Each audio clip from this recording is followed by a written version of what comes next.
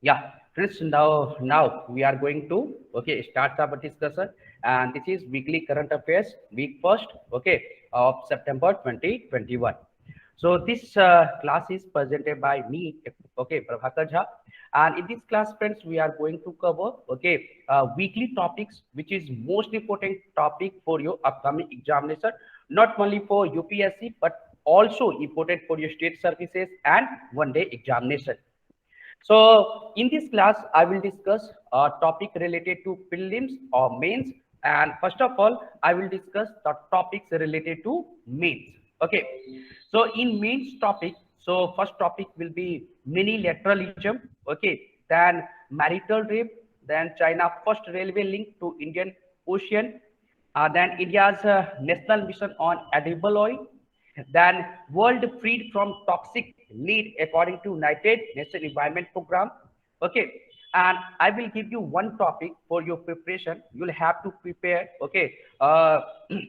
on topic. And in a next week, I will ask, some question related to, given topic. And for prelims, these lots of topic. Okay. So let's start one by one. So first of all, friends, now I'm going to discuss a topic related to mains, and the topic is mini-lateralism, weighing the prospects for cooperation and governance. Cooperation and governance. So please keep in the mind. Okay, just a minute, yes. Yeah. So first of all, friends, we'll discuss, what is the context. And first of all, this topic is related to international relation. Okay.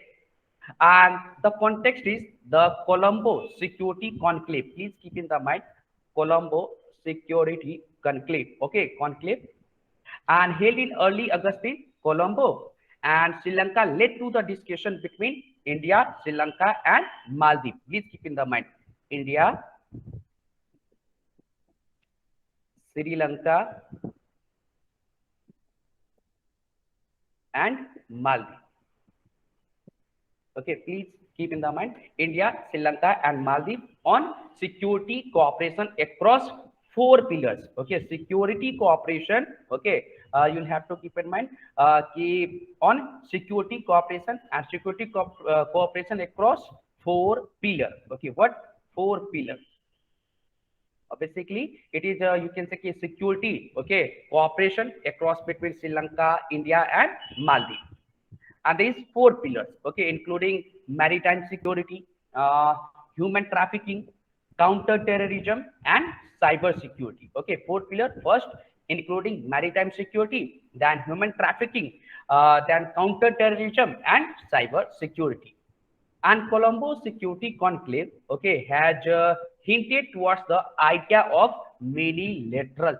So please keep in the mind, the Colombo Security Conclave has hinted towards the idea of many laterals. The idea of many lateral. Do you know, friend? The idea of many lateral is not new. Okay, bilateralism, multilateralism, and minilateralism have coexisted in global governance since 1945. Since 1945. Okay. In 1945, Second World War, what ended? Okay, so please keep in the mind. Then, friends, and the multilateral institution that were created in post-war era, were negotiated through disguised minilateralism and pursued between the United States and the other Atlantic power Okay, and friends, for instance, the General Agreement on Trade and Tariff. Do you know GATT? What is GATT? GATT, General Agreement on Trades and Tariff, 1947, and it is also known as GATT. What is GATT? Anyone? Can you tell me what is the meaning of GATT? General Agreement, on Trade and Tariff. Anyone? So Branso, Salvation, Asit, Pracha, Deji.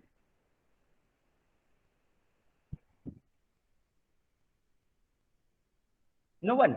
Why? Try na. Try. So it's a type of Agreement of trade between the countries. Okay, very good. Yeah, very good, Deji. So, Bransu, what is GATT? Sir, don't know, sir. Okay, salvation. So it's I don't know. Okay, okay. So now let's just start GATT. Okay, is a you can say ki multilateral. Okay, uh, we can say okay multilateral signatory, and also you can say ki multilateral treaty between countries. Okay, so please keep in the mind.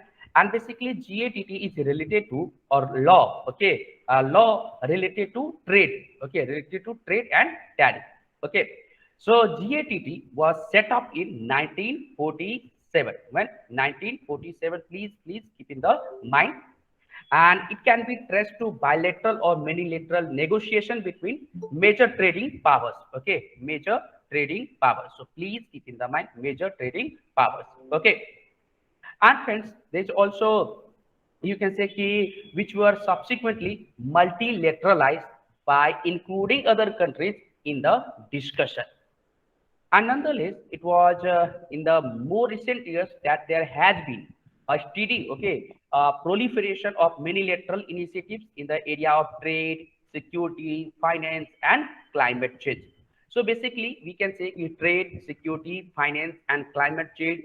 Okay, terrorism is a topic. Okay, which is related to you can say key related to various countries, related to you can say ki all of these countries. Okay, and friends, so let's understand. Okay, do you have any question? Because I will ask a question related to this topic. If you have any question, please ask. Okay, why?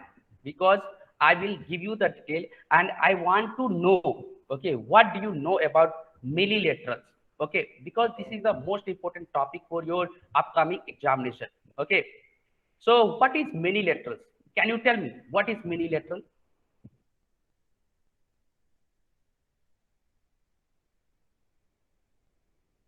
Why, guys? Friends, try to speak. What is minilateral? Minilateral simple means more than one country. Okay, please keep in the mind. So now I am going to tell you what is the meaning of minilaterals. So minilaterals, okay, or also you can say keep plural, So, okay, plurilateral. Yeah, yeah. so what is the difference between unilateral and multilateral? Yes, I will tell you. Okay, please wait. I will tell you what is the difference between minilateral, multilateralism. Okay, then also new keywords.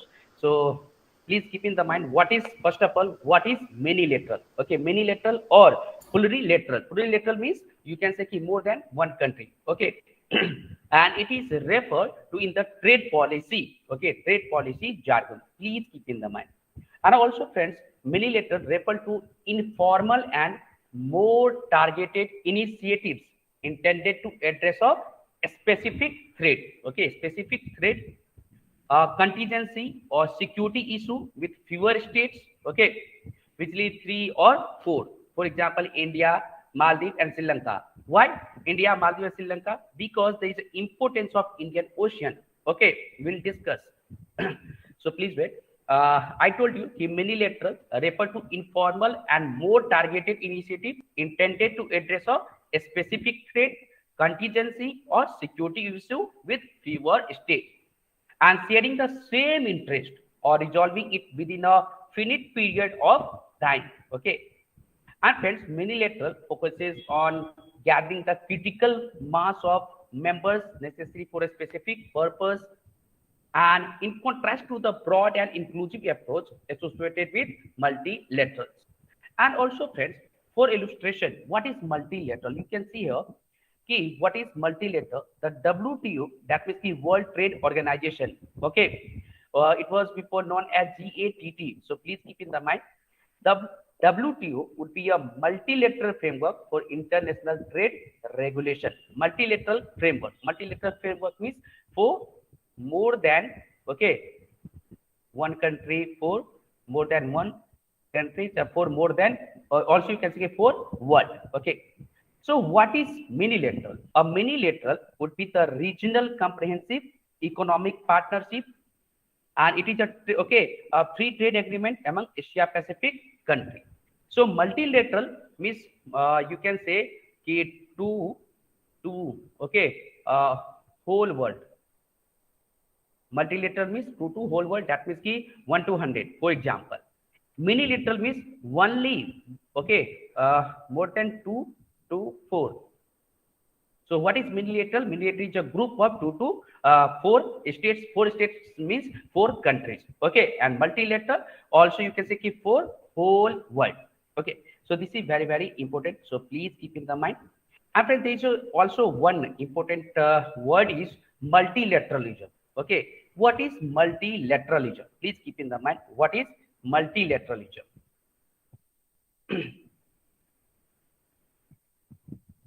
Multilateral. Okay, multilateralism. So in contrast, multilateralism is defined as formal effort by 3 or more states. Okay, that means effort by 3 or more okay states or countries. Effort by 3 to okay 4 countries. Effort by 3 to 4 countries. Okay, so please keep in the mind. And to build, why? To build trust and avoid conflict by identifying, institutionalizing, and observing rules and norms for a common vision of regional or international order. Okay, international order. So I hope what is the meaning of multilateral, what is the meaning of minilateral, what is the meaning of multilateralism should be clear. Okay, do you have any doubt related to these 3 words? What is minilateral? What is multilateral? What is multilateralism? Any doubt? No, sir. No, sir. Okay. So let's go ahead. Okay. So first of all, friends, what are the major features of minilateral? What are the major features of minilateral? Okay. So first of all, friends, there is certain features are frequently associated with minilateral. What is this? So first, they have a small number of participants. They have a small number of participants. They are ad hoc. That means temporary, for example. And their outcomes and commitments are voluntary in nature. Voluntary in nature. And friends, how minilateral cooperation is being witnessed nowadays, we should understand. Okay, so this is very very important. Okay, that means minilateral cooperation is being witnessed nowadays. So how? Let's understand. Minilateral cooperation is being witnessed. Okay, you can say witnessed on all vital themes for international cooperation, such as climate change, economic cooperation, okay, trade, connectivity, financial regulation, and security. And friends, the growth of regional clubs for international economic cooperation and explanting global multilateralism, such as you can see here, European Union, okay, more than 20 members, that will lump sum 28 member. Then Association of Southeast Asian Nation, okay. Then there is G20, then there is a group of 7. Okay, so please keep in the mind, because European Union, Association of Southeast Asian, okay, then there is also SARC, then G20, okay, G7, and there is also you can say okay, Colombo Security Conclave. Okay, so please keep in the mind. And why friends minilateral concept is significant? Why? Let's understand why. Okay, because this is very very important. So why? First, okay, achieving of specified goal, achieving of specific goal, and the creation of the smallest group necessary to achieve a particular goal. Okay, particular goal. For example, security. Okay, for example, security. For example, cyber security. And then friend, there is a soft mechanism. So why? What is this?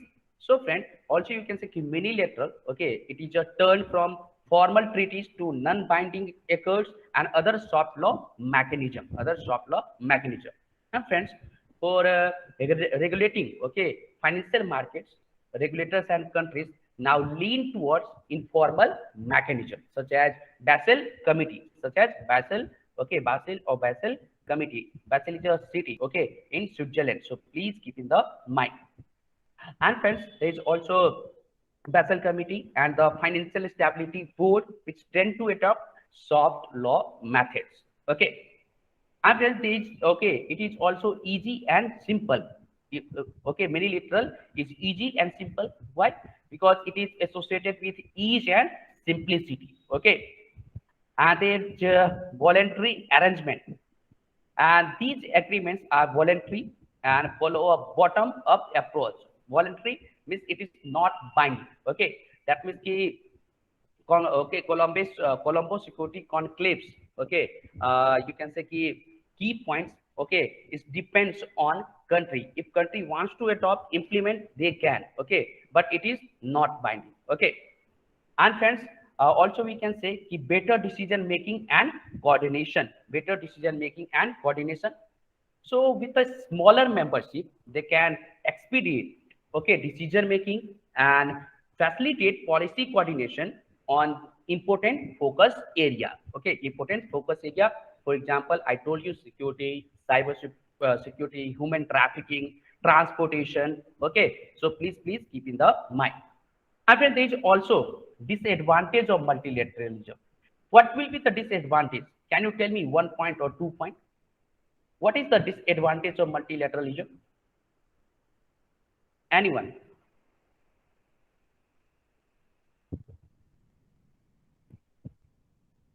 Sir, agree. They all will become selfish. They will think about themselves, not for the Yes, whole world. yes. Okay. Yeah, Deji, go ahead. So, this agreement, because there are so many countries involved, so uh, there will be some point when mutual understanding will not happen. Yes, very good, very good. Okay. Yeah, now I'm going to tell you two important points. Okay. You can see key related to disadvantage of multilateralism. First of all, friends, okay, you can see here a large organization with a formal institutional structure, international bureaucracies, and heterogeneous membership can face hurdles that impede prompt decision making. Okay, so too many frameworks can lead to, okay, can lead to, so you can see here fragmentation of action. What? Fragmentation of action. And also you can say okay, there will be a different types of action, then dilute outcomes. What? Then there will be dilute outcomes, and then weaken cooperation on global issue. Weaken cooperation on global issue. Okay, so these are the disadvantages of multilateralism. And friends, there is also one thing is important. So why shifting towards multilateralism is beneficial for India? Maybe UPSC can ask, okay, why shifting towards multilateralism is beneficial for India? Okay, write down in 200 to 250 words. Okay, or if you okay, for example, if you are going to appear in interview, direct, okay, board members or chairman can ask, why shifting towards multilateral is beneficial for India, Mr. whatever, okay, A, B, C, जो भी आप लोग का नाम है, मैं किसी एक का नाम नहीं लूंगा, ठीक? So that means you'll have to think why multilateralism. Okay. Also you can say it's beneficial for India. What is the importance of multilateralism? Minilateralism. Sorry, not multilateralism. Minilateralism. Okay. That means why shifting towards minilateralism is beneficial for India. Can you tell me? Can you recall?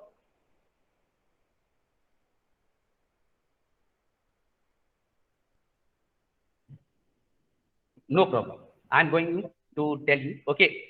So friends, first of all, there is growing importance of strategic alliance over global cooperation. Okay. Over global cooperation, and these initiatives can facilitate, okay, the creation of issue specific partnership. Issue, okay, specific partnership between like-minded countries. Between like-minded countries.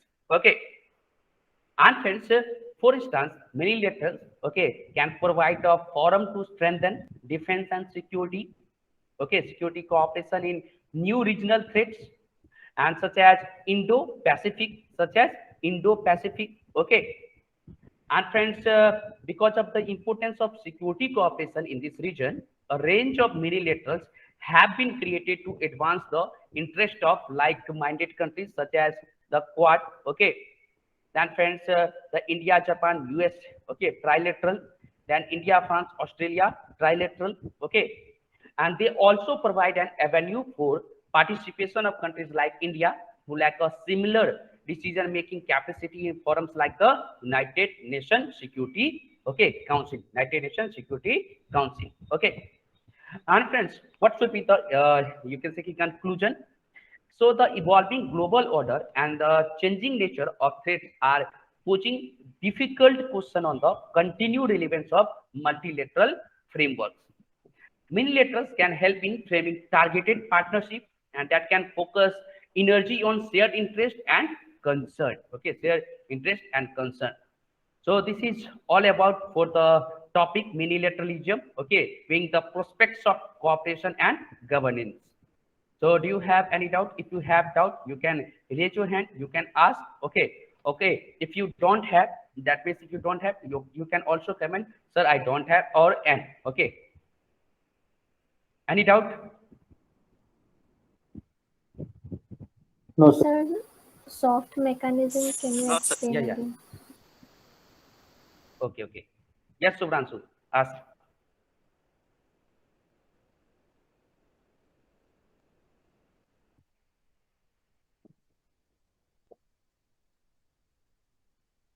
Okay, Subhranshu, do you have any question? No, sir. Okay. So what is the meaning of soft making? For example, Buddhism, okay, is present in India and also in Sri Lanka. So because you can say ki if there is similarity between culture, language, Tamil language, okay, is present in also you can say India and Sri Lanka, okay. So for example, if there is a relation between people to people, okay, if there is people to people contact, okay, if there is cultural similarity, if there is language similarity, okay, if there is religious similarity, or if there is any historical, okay, you can say relation, for example, Roman Empire to, okay, India or Indus Valley, okay, for example, you can say China civilization, then Indus Valley civilization, okay, for there is a foreign trade, okay. So that means if there is a similarity between country, okay, so you can say keep, for example, if there is similarity between Sri Lanka and India, okay, and there is you can say Indian people or also who belongs, okay, in the past to India. So okay, so if India wants to approach Sri Lanka, that means कि Sri Lanka, okay, acceptation will be different because they will be, okay, you can say कि pressure of Indian people, okay. So for example, you can say if there is a relation between Bollywood and Hollywood, okay, and if, for example, you can uh, you can go through I can remember, okay, yeah, for example, there's Nobel, okay, award, okay, if there's no there is Nobel award, and if Indian movie, okay, you can say कि if Indian movie okay will win our award, that means the presence of India will be increased, and this is soft power, okay, this is soft power, okay. For example, if popularity of Narendra Modi is increasing, that means कि India's acceptance will be increased, okay. You can say कि two or three countries, or for example, different types of countries, and also you can say कि for different types of countries will, okay, want to increase their presence in India, okay. So these are the, you can say कि example of soft power, okay. Deji, any problem? No, sir. Okay. So now let's discuss the next topic, okay? And the next topic is related to society, and it's very, very important, okay, topics. So what is the topic? And the topic is marital rape and indignity to women, okay? So first of all, this topic is related to society. What is the context? In a recent, that means August 2021 judgment, the Chhattisgarh High Court upheld the sexual intercourse by husband is not rape. And even it was, okay, by force or against the wife wish. And this ruling has been deemed outrageous by many people. Okay. So what is the background? The Chhattisgarh, okay, High Court on 26th August discharged a man from facial trial, okay, for allegedly raping his wife, given that Indian law does not recognize marital rape if the wife is above 15 years of age, okay, 15 years of age. So please keep in the mind, okay. And Justice, okay, N.K. Chandravanshi relied upon an exception under, okay, section 375, section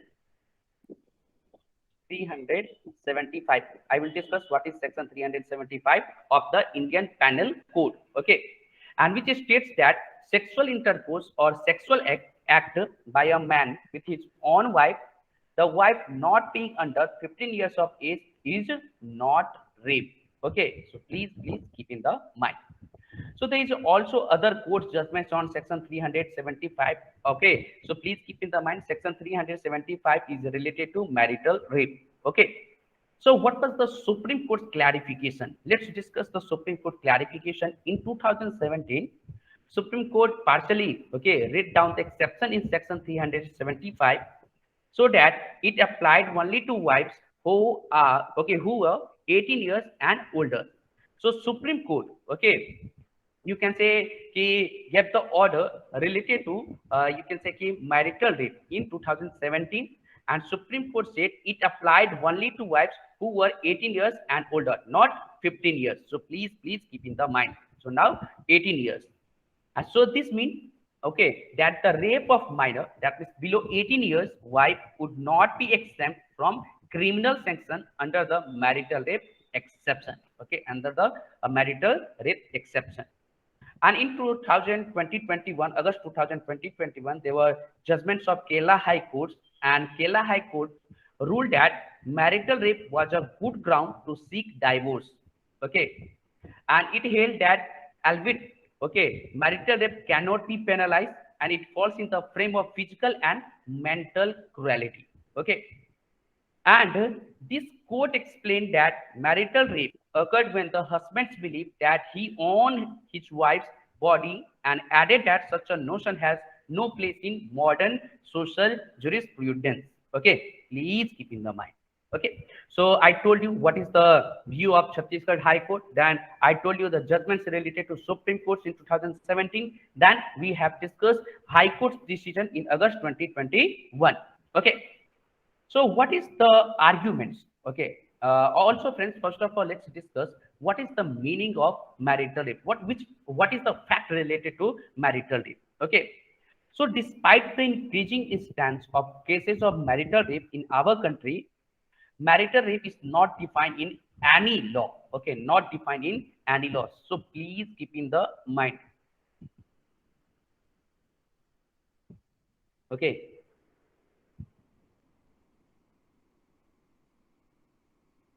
Not defined in any law. And while rape is defined, but rape is defined in section 375 of IPC, but rape is defined. Okay, so rape is defined under section 375 of the IPC, and there is no definition of marital rape. And friends, section 375 sets out the different situation in which consent is non-existent and or it's you can say vitiated, vitiated as a mutual mistake for sexual intercourse. And there is an exception to this. Okay, so it states sexual intercourse by man with his wife, the wife not being under 15 years of age, is not rape. Okay, and more than 100 countries have outlawed marital rape. Even the British, who introduced the IPC in India, outlaw marital rape in Britain. So please keep in the mind in the past. Okay, you'll have to keep in the mind. Okay. Also, friends, in the past petition seeking the criminalization of marital rape and removal of exception in section 375, the Supreme Court has observed that is not in its jurisdiction, and it is for Parliament to take a call. Okay, why? Because this powers, law-making power, okay, is related to Indian Parliament. Okay, so Indian Parliament is, you can say, is supreme for the law-making. Okay, law-making is not a work of judiciary. So please keep in the mind. So why has marital rape not been recognized? This is also important, friends.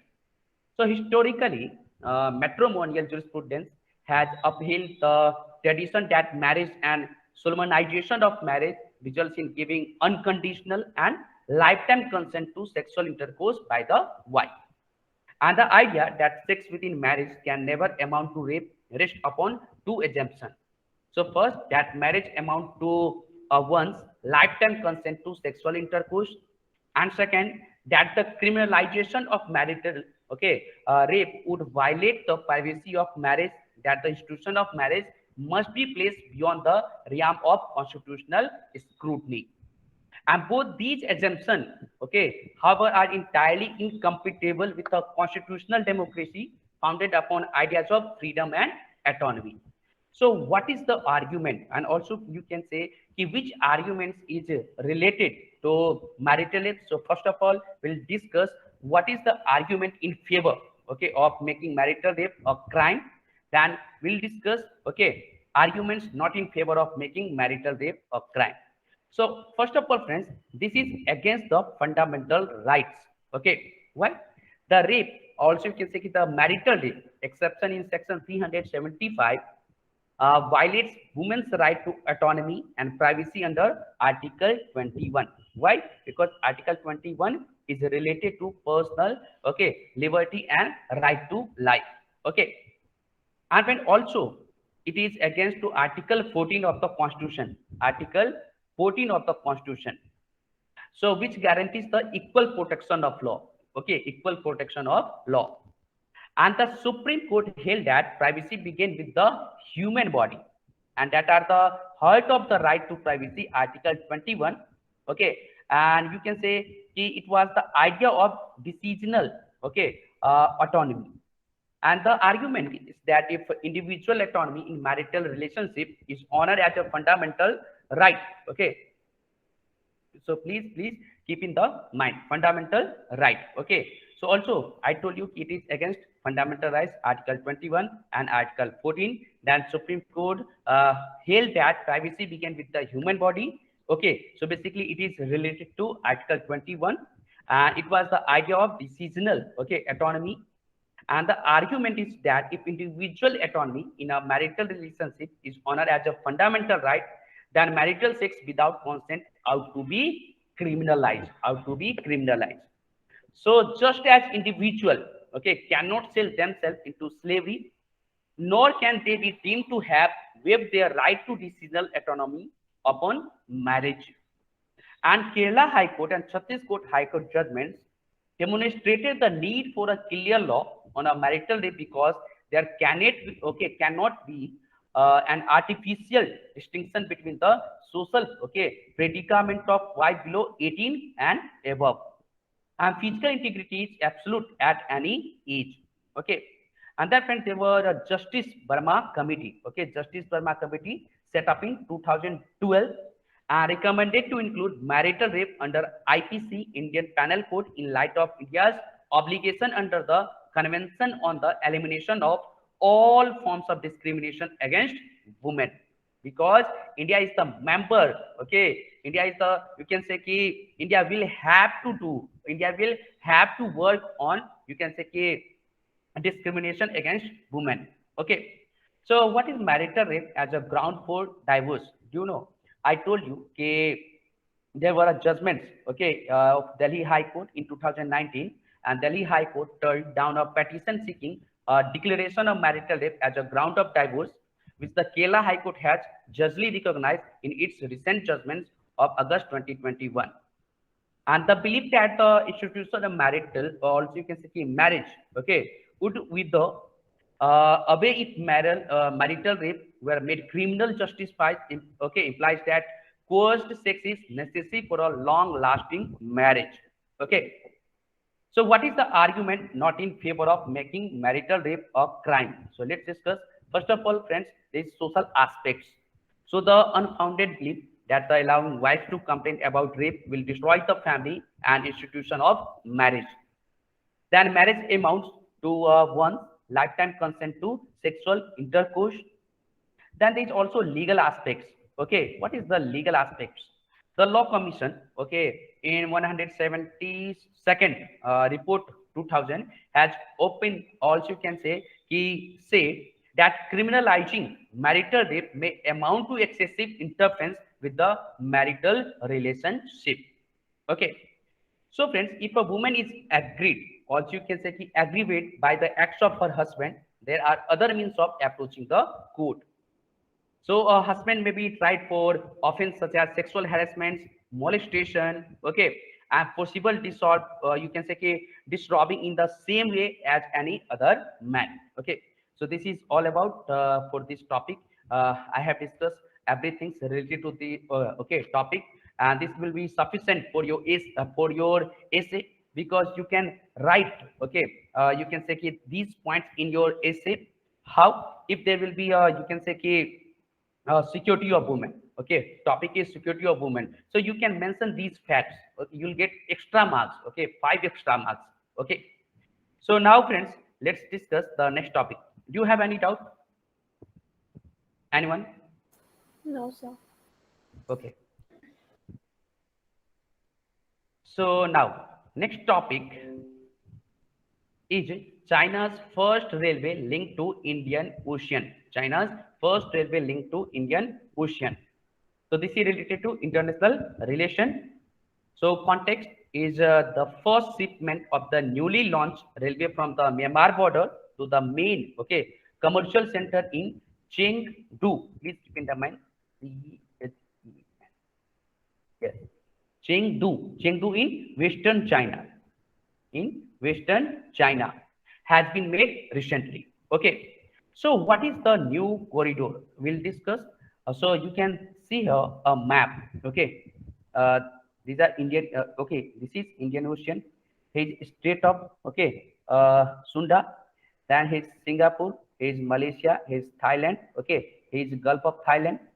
And also you can see here his Malaysia. Okay, then Indonesia. So this is very important.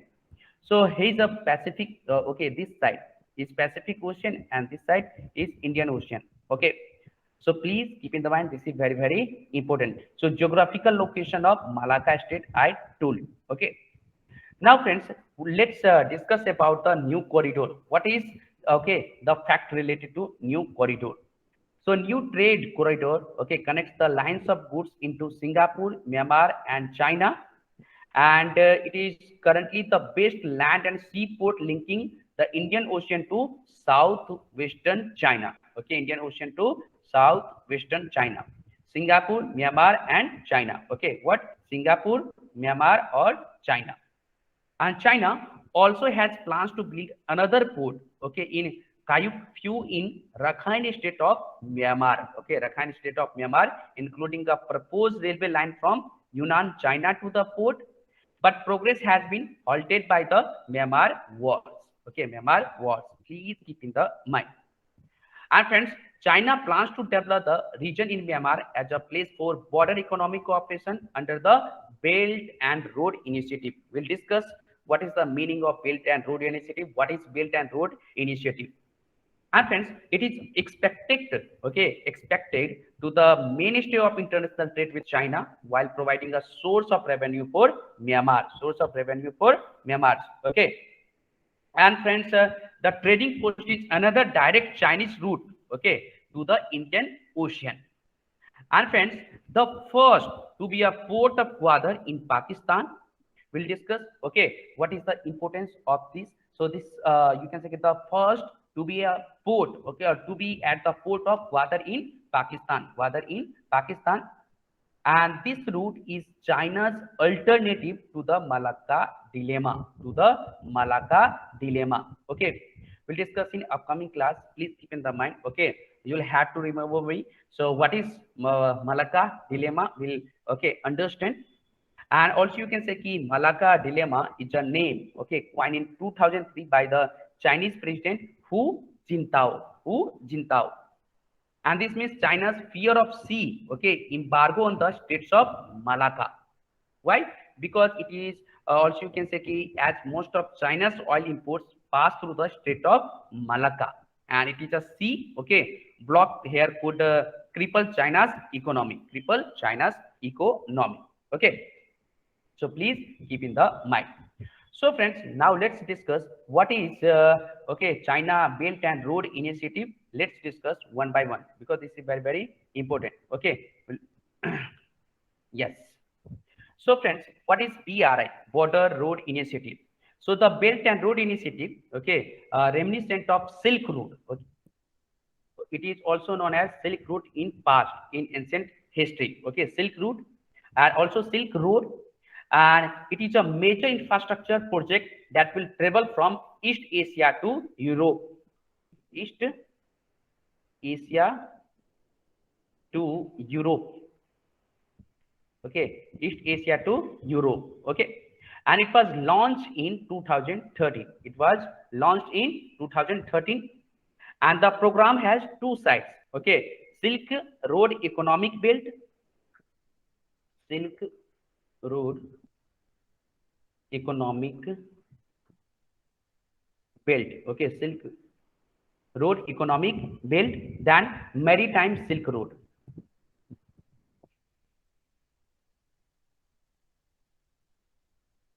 Maritime Silk Road. Maritime Silk Road.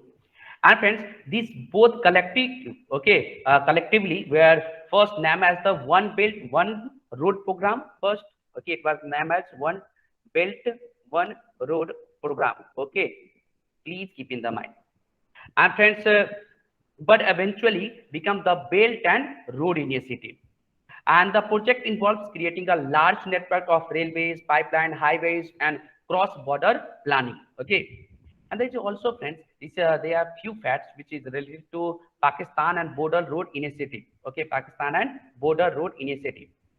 So to date, more than 60 countries, accounting for 2/3 of the world's population, have signed projects or expressed interest in doing so. And analysts estimate that the largest to date is China-Pakistan Economic Corridor, estimated at 60 million. Okay, and it is a series of projects involving China and Pakistan, Gwadar Port in Arabian Sea. Gwadar Port in Arabian Sea. Okay, please keep in the mind. And friends, you can see here. Okay, so first of all, overland route of Belt and Road Initiative.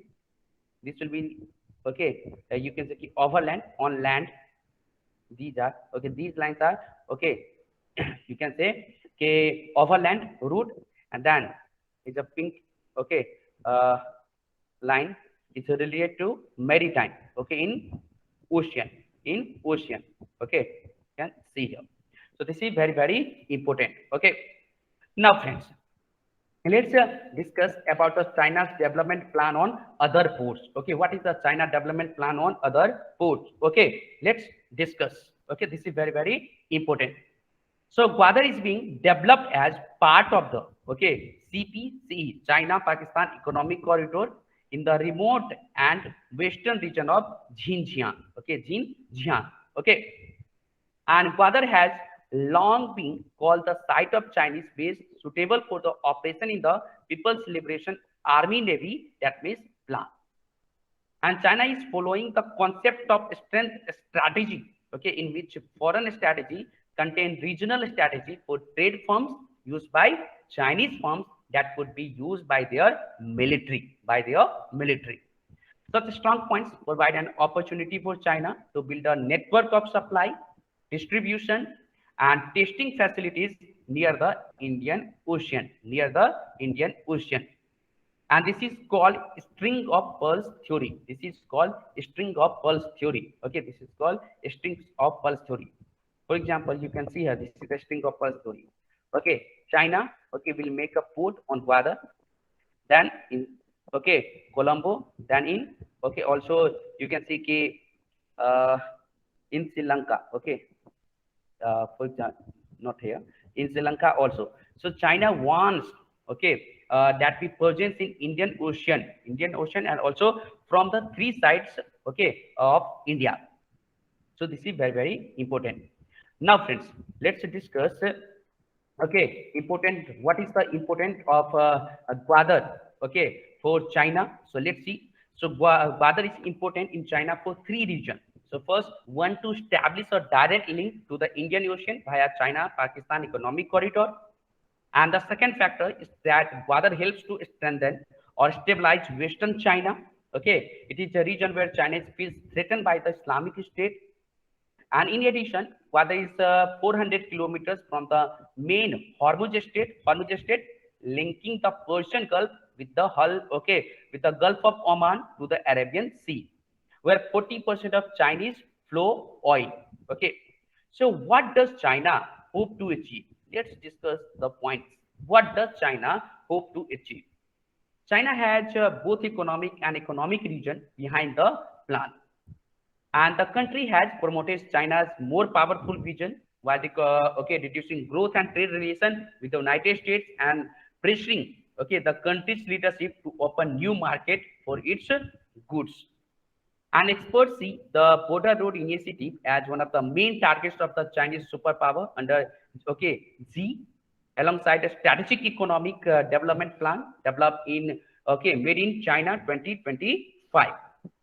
And the Border Road Initiative also serves as a backlash against the much anticipated pivot to Asia, as well as China's approach to creating new investment opportunities, developing export markets, and boosting China's revenue and domestic consumption.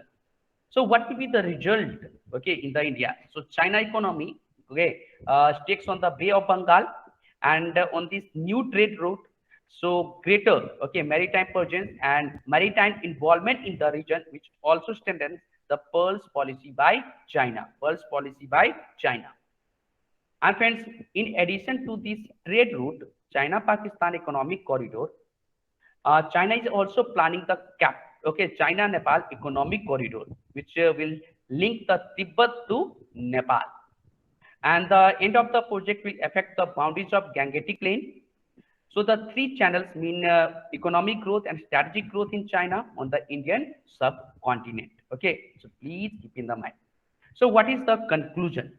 India has tried to convince countries that the Border Road Initiative is a plan to dominate Asia.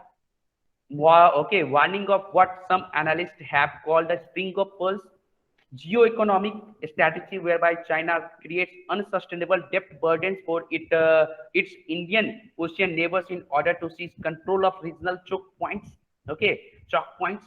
And however, New Delhi has long been unsettled by China's decades-long embrace of its traditional rival Pakistan.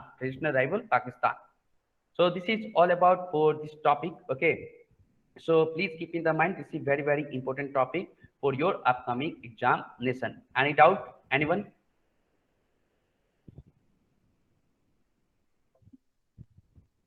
No, sir. Okay. So now let's discuss next topic. Okay, and the next topic is National Mission on Edible Oil. Okay. So first of all, this topic is related to economy. Okay, what is the context? The Union Cabinet has approved implementation of a newly central sponsor scheme, National Mission on Edible Oils. Okay, oil palm. Please keep in the mind. And what is the short form? NMEOOP. Okay, why? To achieve the self-sufficiency in edible oil production. Okay. So what is the, first of all, let's discuss the background. India's vegetable oil economy in the world's fourth largest after USA, China, and Brazil. So India is fourth largest. Please keep in the mind. And India is the largest edible oil importer, importing about 68% of the country's total edible oil requirements. Okay. So what is total edible oil requirements? 22 million ton. Okay, please keep in the mind. And of the total oil imported, around 60% of the edible oil import is palm oil and its derivatives from Indonesia and Malaysia. And the mission aims to increase the area under cultivation for oil palm. Okay, oil palm. Please keep in the mind. by an additional area of 6.5 lakh hectare. 6.5 lakh hectare. Okay, 6.5 lakh 5 lakh hectare, and thereby reaching the target of 10 lakh hectares in the next 5 years. Okay, 10 lakh hectare in next 5 years. Okay, 5 years. And friends, there's also important point is the mission aims to improve the area. Okay, I told you. Okay, then 10 lakh hectares in the next 5 years. So, what is vegetable oil? What is the facts related to vegetable oils? So, oilseed crops are the second most important, okay, determinant of the agricultural economy, and next only to cereals within the segment of field crops. And the self-sufficiency in oilseeds attained, okay, through the yellow revolution. Please keep in the mind, yellow revolution is related to pulses, okay, and also related to oil, and during early 1990s could not be sustained beyond a short period. And despite being the fifth largest oilseed crop producing country in the world, India is also one of the largest importer of vegetable oils today. Vegetable oils today. Okay. So what is the present status of vegetable oil production in India? Let's discuss. Okay. What is the present status of vegetable oil in India? So primary sources of vegetable oil. What is the primary sources of vegetable oil? Okay.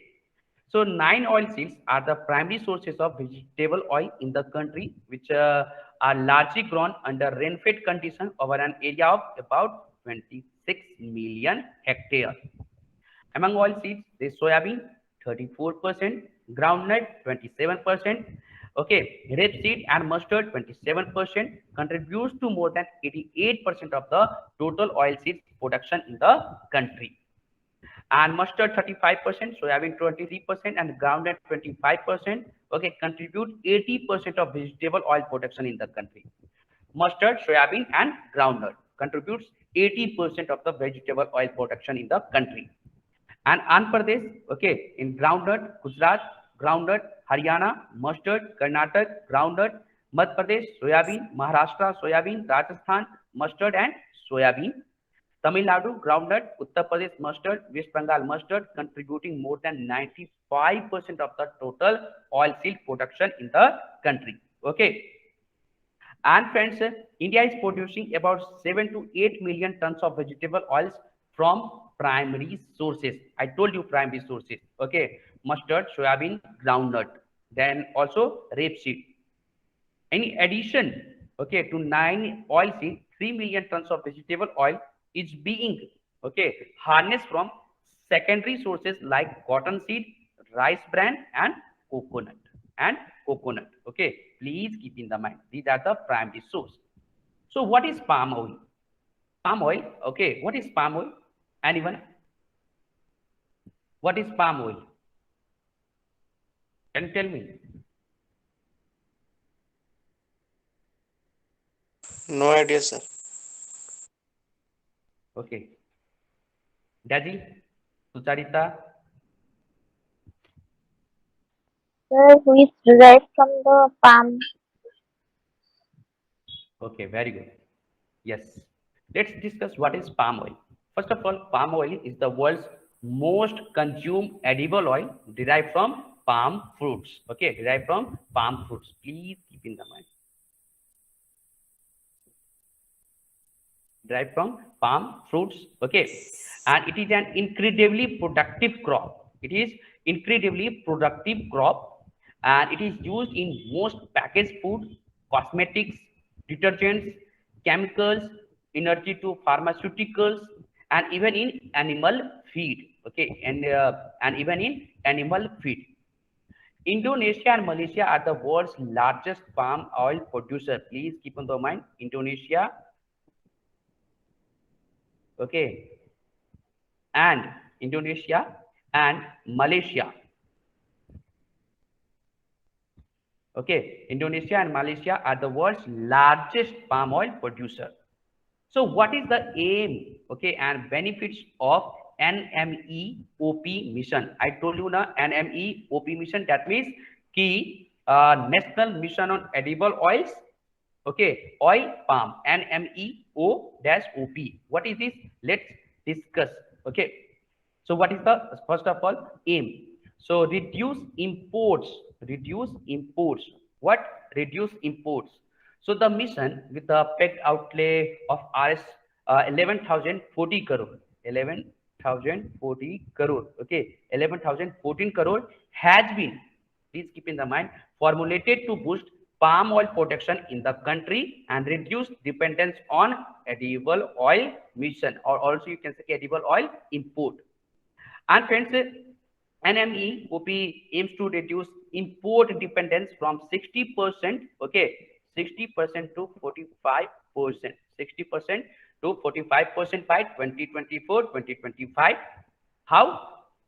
By increasing domestic edible oil production from 10.5 million tons, okay, 10.5 million ton, 10.5 million ton to 18 million ton, to 18 million ton, okay.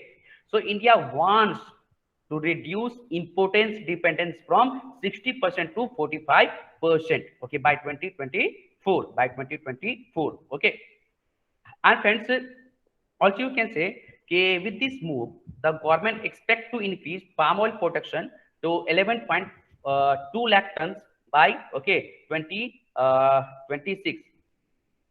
11, okay, please keep in the mind, 11 million ton, 11 million ton, okay, 11 million ton. So I told you, okay, 11.2 lakh tons by 2026 and 28 lakh tons by financial year 2030, and thereby reducing import in the you can sorry, import dependency. Okay, import dependency. Then friends, there will be development of Northeast region. Why? Because the mission identifies the Northeast region and Andaman and Nicobar as a special focus area, as a special focus area. Okay. So I told you. Then friends, there is also important point. What is the important point? And friends, there will be price stability for farmers. Price stability for farmers. So the center will give oil palm, okay, farmers a price assurance with the industry mandate to pay the viability gap funding of 14.3% of crude oil, crude palm oil prices. Then there will be price assurance and backward linkage.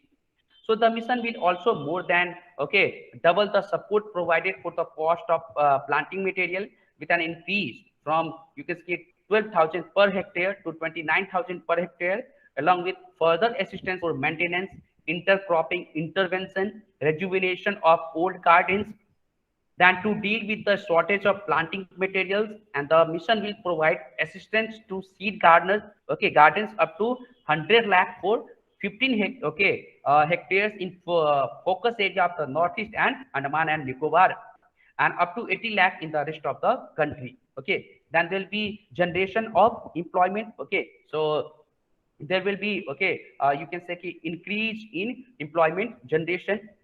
And there is also concern, okay, related to the mission. What is the concern related? You can say concern with the mission. That means the NMEOP mission. So first of all, there will be environmental impact of palm oil. Okay, environmental impact of palm oil. In environmental impact, first is we can say deforestation and biodiversity loss. Okay, deforestation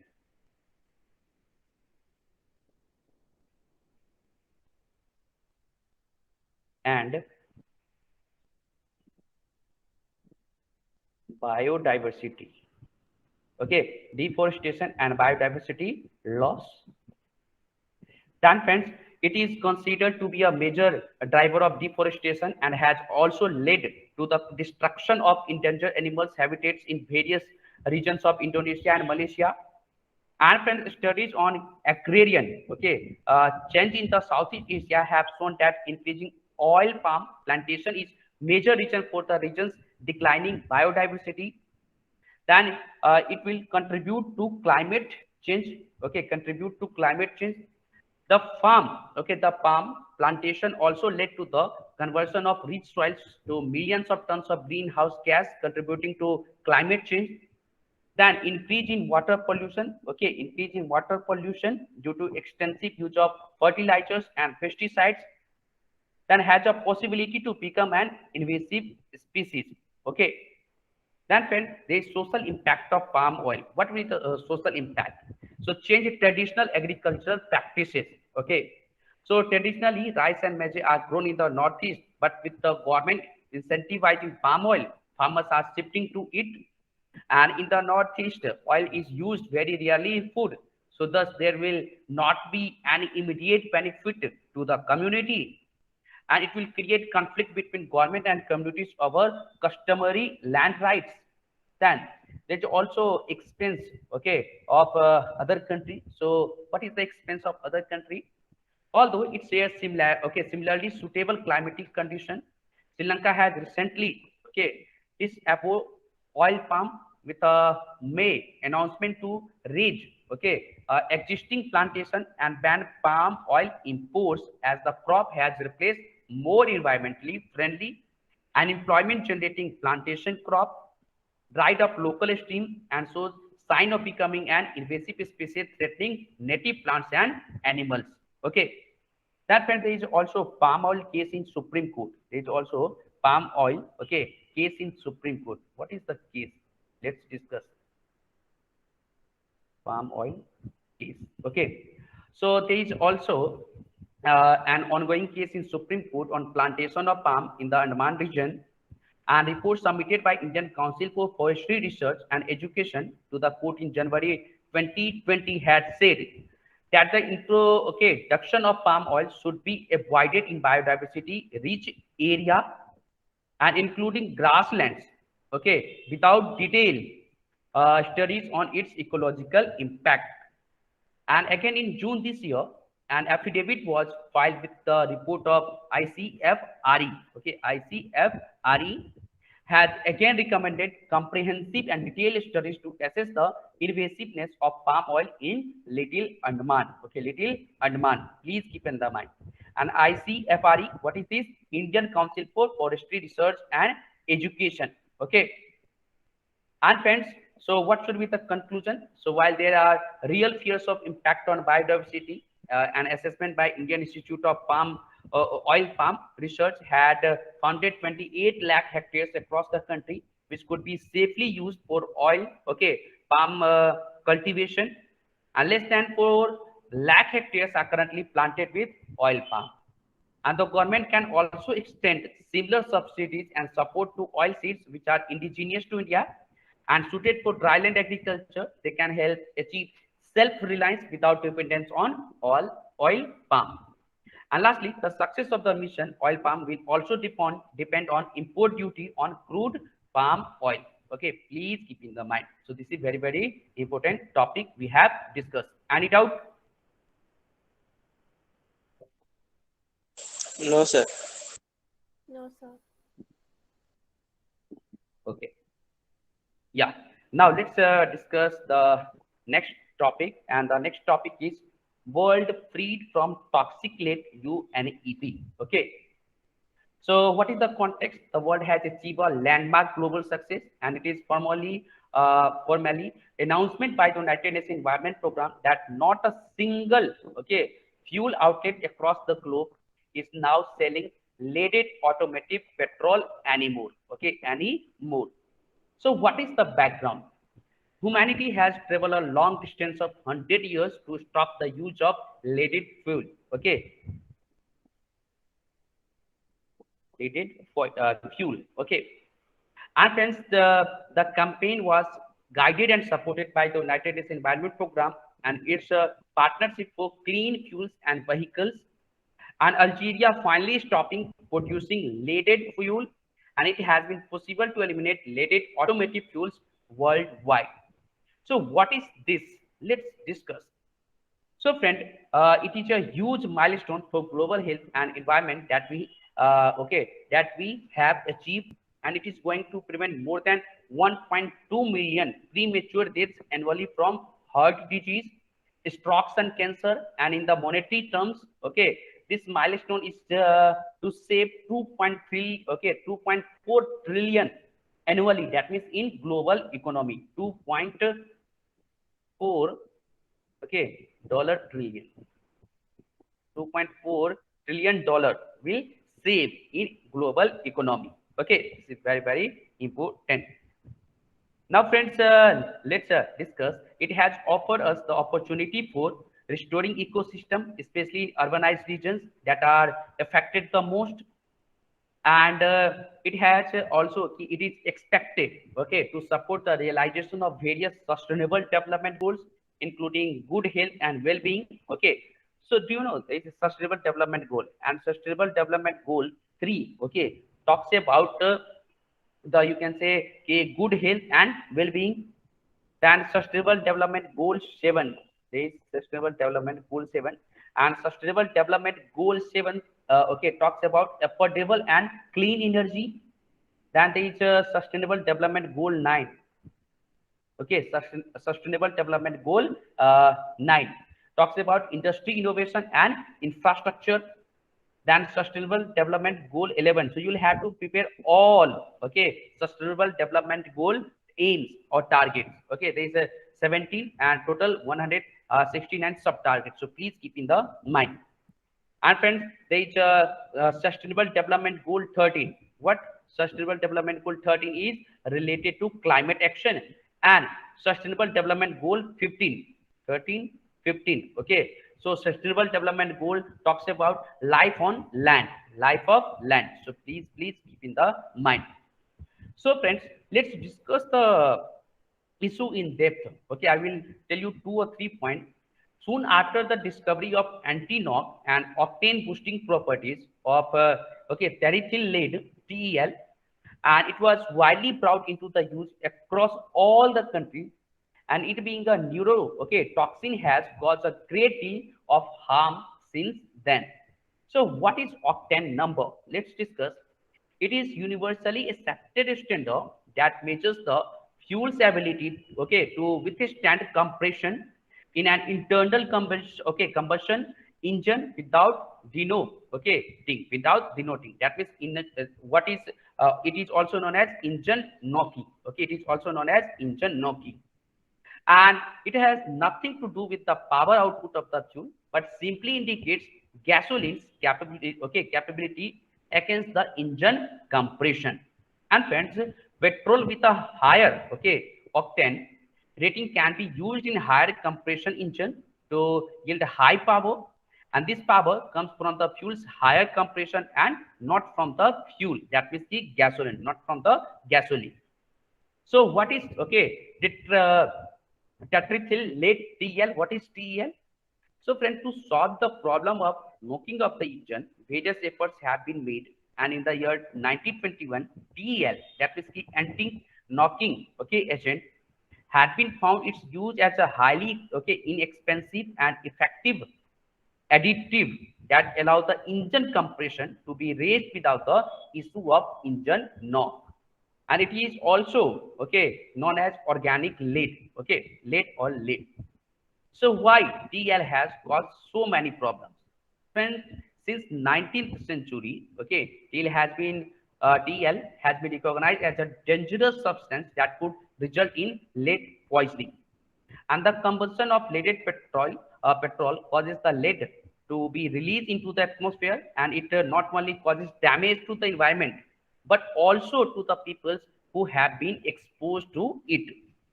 And over time, lead has the tendency of getting accumulated in the tissues and various organs Okay, so please keep in the mind. So what is, okay, toxicity? Let's discuss what is toxicity, because this is very, very important. So friends, toxicity also you can say it is a high rate of, okay, absorption of trial lead by the skin, the lungs, and the gastro, okay, intestinal tract. It is later converted to, okay, terrestrial lead, and the research has suggested that in this form it is more toxic. It is more toxic. So it gets accumulated in the brain, liver, kidneys, bones, and other organs in the body, and it can result in heart disease, stroke, and cancer. And it also affects the development of human brain, especially at a young age. And friends, long-term effects of TEL include, you can say, okay, encephalopathy, dementia, poor verbal memory. So friends, this is all about toxicity. And friends, what is the octane number of fuels in India? Let's discuss. So according to Bharat Stage 4, okay, so the minimum octane rating for fuel as prescribed is 91 octane. 91 octane. And premium fuels like extra premium, speed and power have also the same octane, okay, rating of 91, but they have extra additive that prevent sludge formation inside the engine. Okay, so this is very, very important. Now friends, let's discuss fuel with the higher octane rating than 91. Okay, which fuel?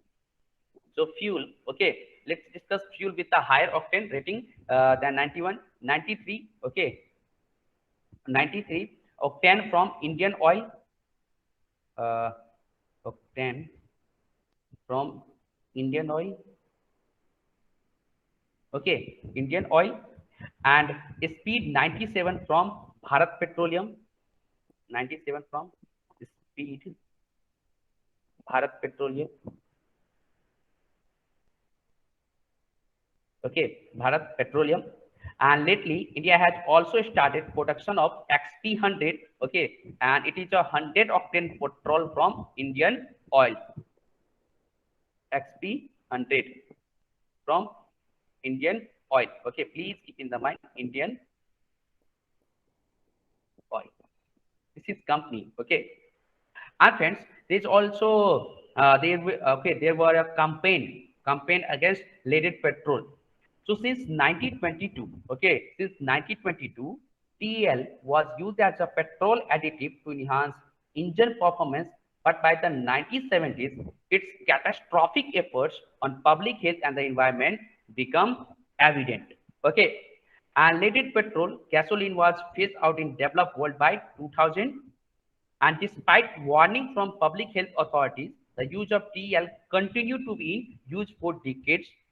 And by 2002, okay, almost all low income, middle income countries and some organization for economic cooperation and development members continue using leaded petrol. And leaded petrol was used mainly in the African subcontinent and in other low income countries.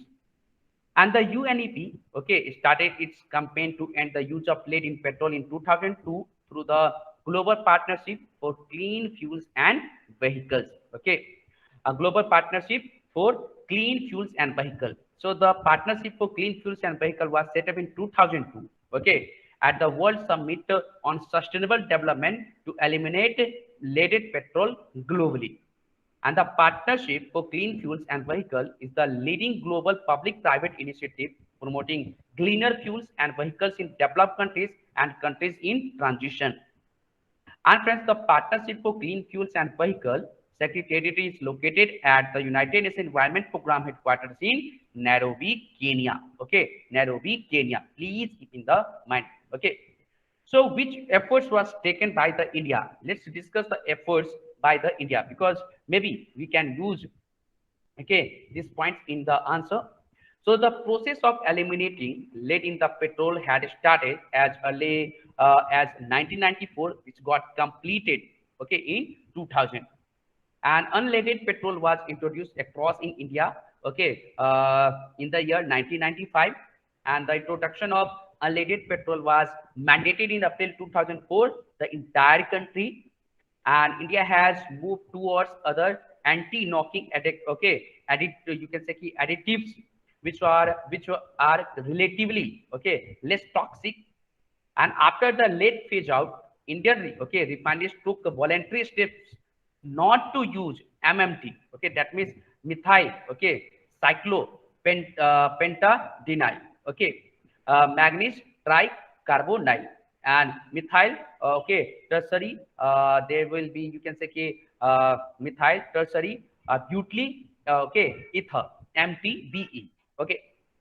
And friends, there is also, you can say, curbing on other emission sources. So TEL is the largest source of lead pollution, but other sources require urgent action, to such as lead in paints, okay, leaded batteries and lead in household items, and backyard smelting and unauthorized reprocessing of lead acid. Okay, battery is also a point of concern, and the draft for battery waste management rules 2020 is working towards making the recycling process a more responsible one by functionalizing the idea of extended producer responsibility. Okay, and it's a greener future. So the global vehicle fleet contribute to air and soil pollution, and as well as to the climate crisis.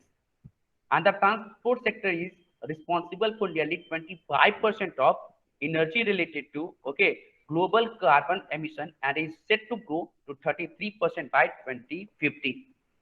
And already many countries have started to transition to electric vehicles. About 1.2 billion new vehicles are expected to hit the road in coming decades, and many of these will still be using the traditional fossil fuels, especially in the developing countries.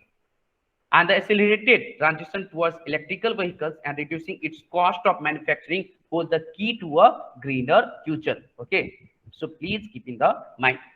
So friends, we have discussed the topics related to mains, and now we'll discuss the topics related to prelims. Okay, this is very important.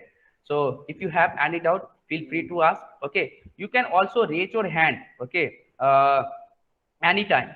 Okay, if you have doubt, okay, if you are not able to understand, you can raise your hand. So do you have any doubt?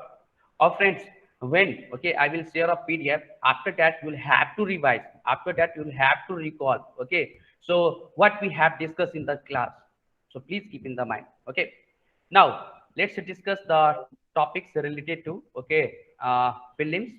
So please give me 5 minutes, I'll join within 5 minutes. Okay, please wait, don't go.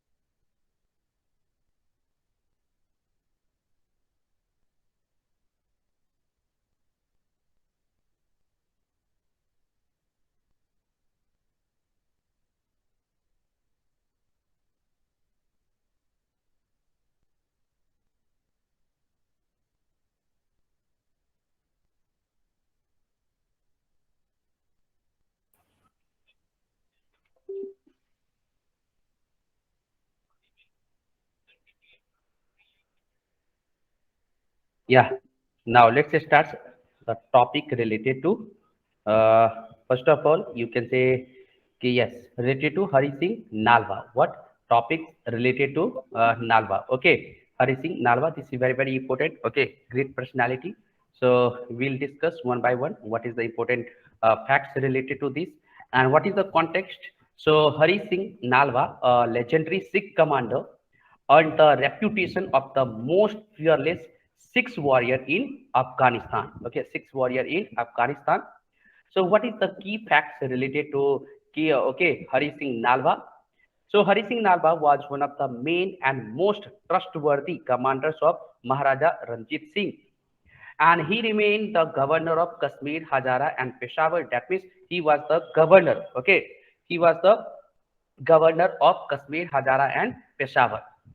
And Hari Singh Nalwa defeated various Afghans and established control over various regions along the boundary of Afghanistan and prevented Afghans from entering Punjab through Khyber Pass. Okay, through Khyber Pass. And Hari Singh Nalwa, okay, was the biggest strength of Maharaja Ranjit Singh. And the government of India released a stamp, okay, on the name of Nalwa in 2013 for his bravery and ferocity. And friends, please keep in the mind what is Khyber Pass. And Khyber Pass was the main, okay, route to enter India by foreign invaders from 1000 AD till early 19th century. Okay, 19th century. And friends, what is the important battles? Okay, so related to Hari Singh Nalwa. So most of the important battles were fought under the command, okay, under the command of Hari Singh Nalwa, and he participated in various battles against Afghan, because of which Afghans lost their control over various Afghan held territories. There were Battle of Kasur in 1807, and the age of 16. He participated in Battle of Kasur, now in Pakistan, and defeated Afghani ruler Qutb-ud-Din Khan. Qutb-ud-Din Khan. Then Battle of Peshawar in 1818, Sikh army under Nalwa won the Battle of Peshawar, and the Battle of Multan, Hazara, Manekera, Kashmir also expanded Sikh empire by defeating Afghan. And such victories over Afghan created huge fear of Nalwa among the Afghans, because of which his name is used to take in front of unruly children by their mother. And Nalwa remained stationed at the Peshawar to keep an eye on the Afghan-Punjab border. On the Afghan-Punjab border. So this is very important. Okay, because Hari Singh Nalwa was in news, so I have covered this topic.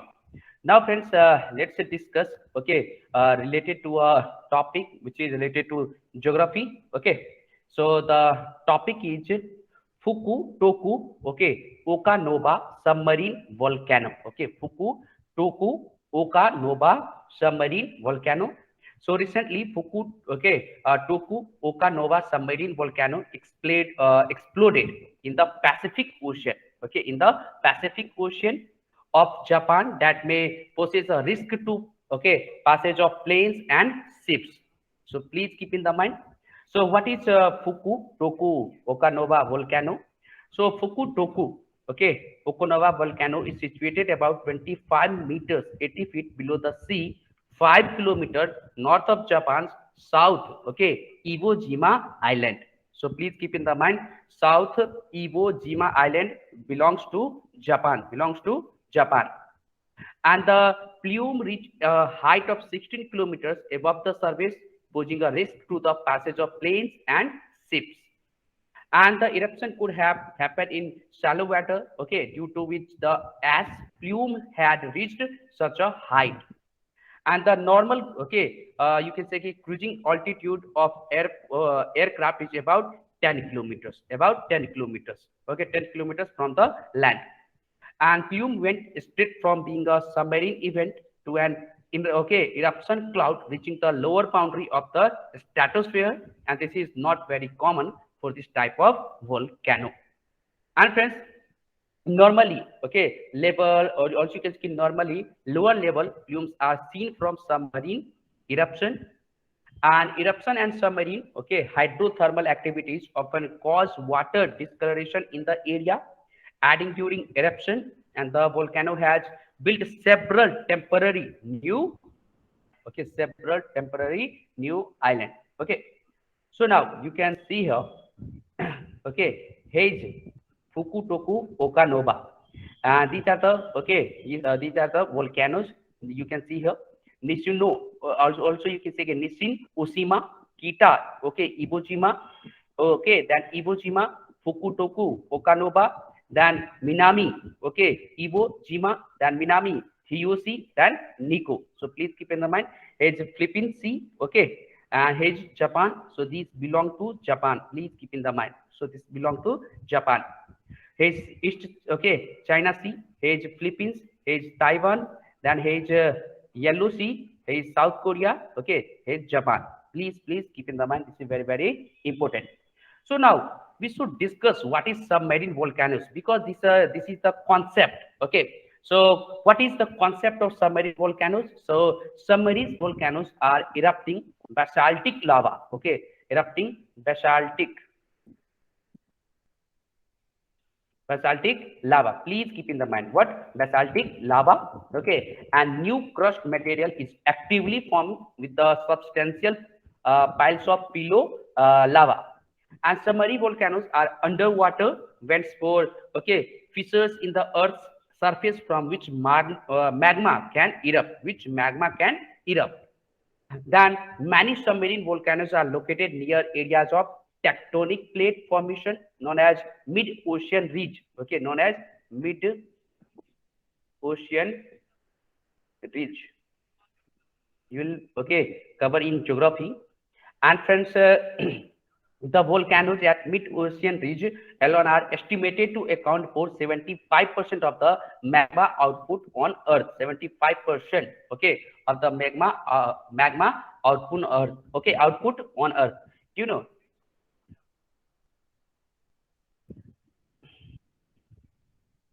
these are the structure. Okay, like ice cream. So first crust, then mantle. Mantle, then core. There is upper crust, okay, lower crust, upper mantle, okay, lower mantle, upper core, inner core, okay. Then here is asthenosphere,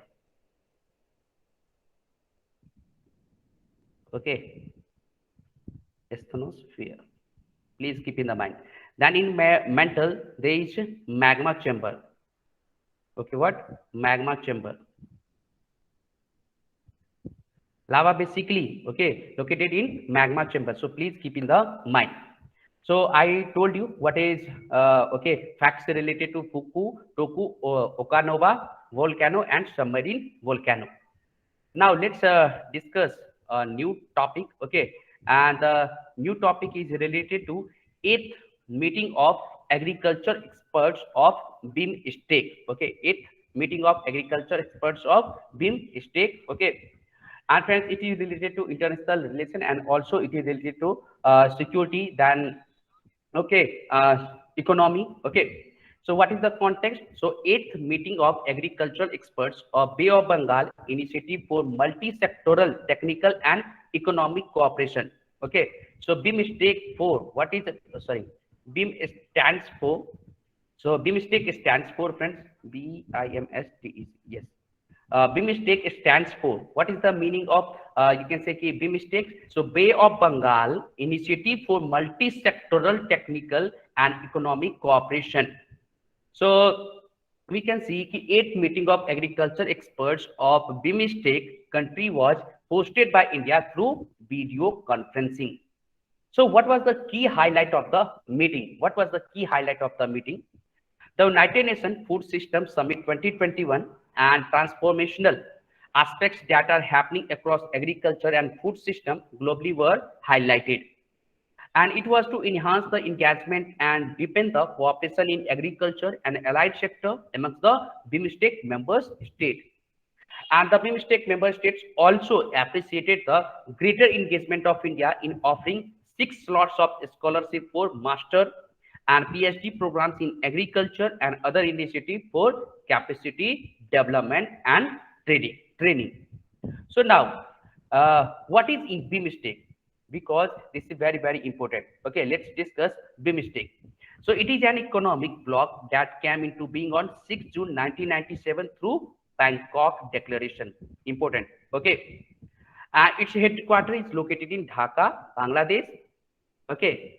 And friends, there is 14 sectors or 14 area of cooperation, and agriculture is one among the 14 sectors.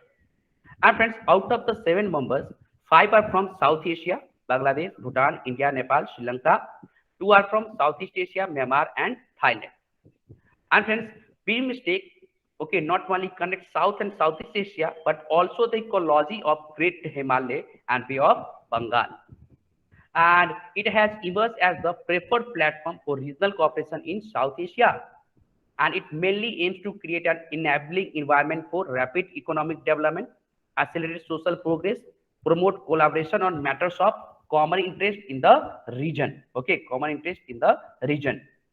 So now let's discuss, let's see the map. Okay, here's the, you can see here, Nepal, India, Sri Lanka, then Bhutan, then Bangladesh, Myanmar, and Thailand. Okay, BIMSTEC को भूलना मत. That means कि Bangladesh, okay, then India, then Myanmar, then Sri Lanka, then Thailand. Okay, and this is very, very important. Please keep an eye. भूलना मत. We say Bhutan. Okay, na, that means and say Nepal. Okay, so please keep in the mind. So this is very, very important.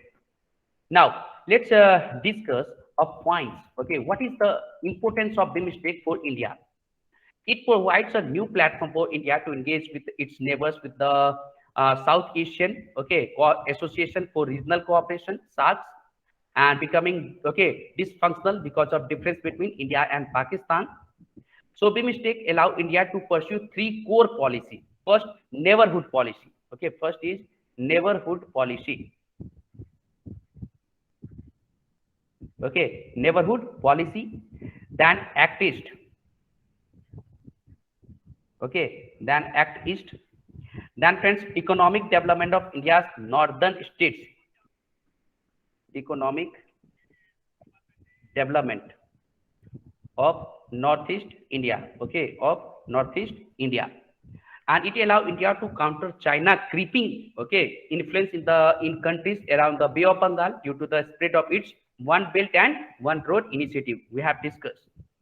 And it is of utmost significance to India as it is a major support in implementing its Act East policy and the development of its ambitious Sagar Mala project. Ambitious Sagar Mala project. Okay, we have discussed the topic, okay, related to BIMSTEC. BIMSTEC. Okay, so do you have any doubt? Friends, okay, please go through your recorded video and also please try to revise, because revision is the key of the success. Okay, so all of you are mature, so you can easily understand. Okay, and I hope you know what is the importance of revision, what is the importance of current affairs. Because okay, if you appear in state service or UPSC, you will get 50 to 60% from question direct, indirect, okay, from current affairs. So please keep in the mind. This is very, very important, okay, for your upcoming examination.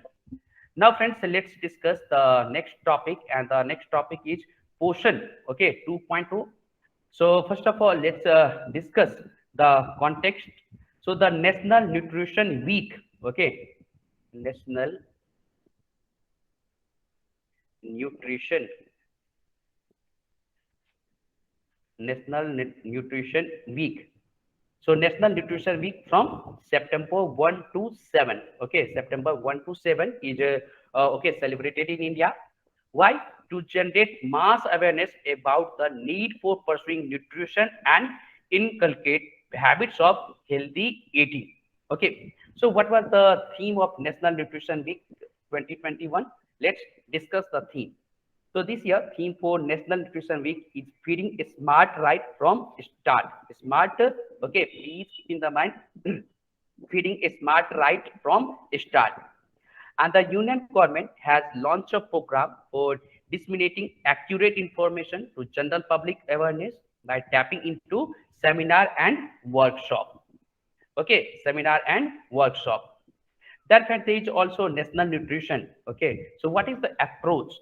So the problem of malnutrition in the country, including the stunting and wasting in the children of age group under 5 years of age, and the government implements several schemes and programs such as Anganwadi services, scheme for adolescent girls, Pradhan Mantri Matru Bandhana Yojana under the umbrella integrated child development service schemes as a direct targeted intervention. And the government also set up Poshan Abhiyan, okay, which aims to prevent and reduce the prevalence of stunting, underweight, and anemia among children 0 to 6 years. Reduction in the prevalence of low birth weight in the country through Jan Andolan, okay, involving Panchayati Raj institution, village organization, among others. And what is the focus of the Poshan 2.0? Okay, so the Poshan Abhiyan aims to make India malnutrition free country by 2022. And the mission Poshan 2.0 focus on the strengthening nutritional content, outreach, delivery, and outcomes by the developing practices that improve health, wellness, and immune response to disease and malnutrition. Okay. So this is very, very important. We have discussed Poshan 2.0. Basically, it is related to malnutrition. Okay. Now, next topic. What is the next topic? And the next topic is JAPAD 2021. Okay, JAPAD 2021. So India is going to participate in a 2-week national military exercise named JAPAD, JAPAD 2021 at Nizhny in Russia.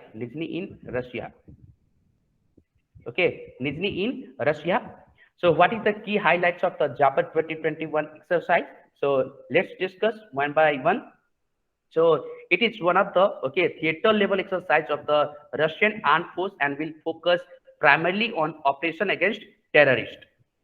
And the exercise begins at Nizhny, in Russia, where the Indian contingent will participate. And over a dozen countries from Eurasian and Southeastern region will participate in this signature event. And 9 are participating countries, which include Mongolia, Armenia, Kazakhstan, Tajikistan, Kyrgyzstan, Serbia, Russia, India, and Belarus. And the other countries are observing countries, which include Pakistan, China, Vietnam, Malaysia, Bangladesh, Myanmar, Uzbekistan, and Sri Lanka. And friends, India will be participating, in JAPAD with a strength of 250 troops. And the Naga Battalion, group participating in the exercise will feature an all-arms combined task force. And friends, the Naga regiment is an infantry regiment of the Indian Army, so please keep in the mind. So Naga regiment, please keep in the mind, is an infantry regiment of the Indian Army. And the exercise, that is the JAPAD exercise, aims to enhance military and strategic ties amongst the participating nation while they plan and execute this exercise. And friends, India also participated in the exercise TSE and TR, which is a part of annual series of large-scale exercise that form part of the Russian Armed Force annual training cycle. Now we have discussed these points. Now let's discuss. So please keep in the mind, JAPAD is a multinational military exercise which was is going to held in Russia. In Russia at Nizhny. Now let's discuss about the conservation of groundwater. So in India, around 70% of food production is done with the help of irrigation wells, and India is entirely dependent on groundwater. So what is the groundwater conservation efforts in India, or which fact is related to this? So India constitute 16% of the world's population, but the country has only 4% of the world's freshwater resources.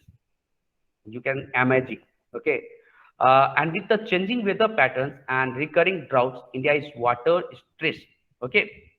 To 256 of 700 districts have reported critical or overexploited groundwater levels. And India's water supply, but agriculture, which consumes over 85% of water, and with only 40% assured irrigation, farmers depend heavily either on rains or on groundwater at their needs. And friends, Niti Aayog, National Institution of Transforming India, estimates that 21 major cities, including Delhi, would run out of groundwater by 2030.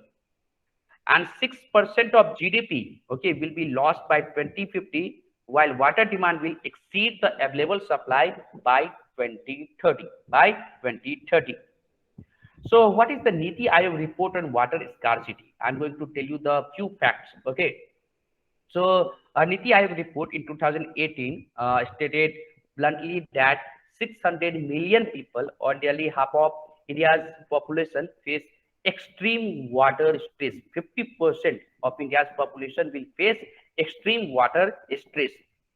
And 3/4 of India rural households do not have piped potable water and rely on sources that pose a serious health risk.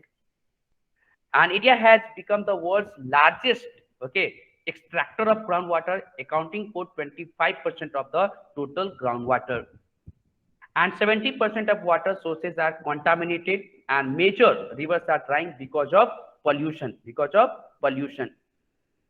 So what is the conclusion in a one line? That means India is suffering from its worst water crisis in its history. So India will have to take steps on the water scarcity and also on the water management. This is very, very important. We have discussed. Now, friends, there is one more topic is Odisha. Related to Odisha, Kendrapara becomes only district in India to have all 3 crocodile species. Please keep in mind, this is very, very important topic. So what is the context? India, also can say Odisha, Kendrapara district has earned the distinction of being the only district in India where one can find all 3 species of crocodile, such as saltwater. So please keep in the mind, such as saltwater. I'm going to write saltwater crocodile, then gharial, then mugger or mugger bhi bolte bahut sare. So Odisha Kendrapara district has already claimed fame for its successful conservation program for saltwater or estuarine crocodile at Bhitarkanika National Park. So Bhitarkanika National Park is located in Odisha, and the national park having 1,768 estuarine crocodile and is home to 70% of India's such crocodile, and the conservation of which was started way back in 1975. And it is the second largest mangrove forest in India after Sundarban, hosts the largest population of saltwater crocodile, including white albino crocodiles. And friends, also we can say that Bhitarkanika National Park is listed as Ramsar site. And presently in India there is 46 Ramsar sites. Please keep in the mind. India is a signatory of Ramsar. Ramsar is a city of Iran. And basically it is related to you can say where water management. Also we can say related to water management or related to land. Which cover you can say which keeps water. And friends, the Crocodilian family consists of 27 different species that are subdivided into 3 families: true crocodiles, alligators, and camels and gharials. And all 3 species of crocodilians in the river system of Odisha. First, gharial, it is listed as critically endangered by IUCN. Then mugger crocodile, listed as vulnerable by IUCN. Then saltwater crocodile, listed as least concern by IUCN. So please keep in the mind. Maybe UPSC can ask: gharial, critically endangered; mugger, vulnerable; saltwater, least concern. Please keep in the mind. It's a great data book, okay, which is published by IUCN, International Union Conservation of Nature. Okay, so we have discussed. So these are the facts related to Odisha Kendrapara. Okay, become only district in India to have all three crocodiles. Okay, now let's discuss the next topic, and the next topic is ICGS Vigrah Commission into Indian Coast Guard. Okay, commission into Indian Coast Guard. So friends, we'll cover remaining topic in any new class. Okay. So thank you so much for joining the class.